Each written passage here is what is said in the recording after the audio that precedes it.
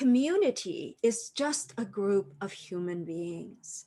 And so we have this idealized version, especially when we're thinking of a spiritual community, right? Like that somehow the moment people show up as humans, we reject them. And we're like, oh, is that because maybe you're rejecting of yourself when you show up in your humanness? So it's something to consider, like, how hard are you on yourself? Like, if you can back it off a bit and go, hey, we're just here to try, we're just here to grow, and everyone is on that path.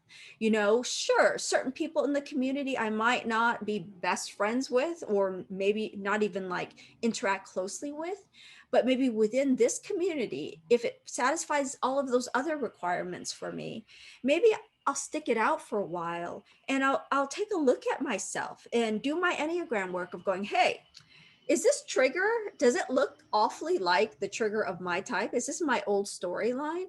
I mean, so like as a type 1, a lot of times, like, I could be judgmental. I could be like, oh, see, you weren't perfect, and therefore I need to leave now. It's not okay to be human. And if that's the storyline coming up in community, I'm going to be a little suspicious of it, and go, hey, maybe that's what needs healing here.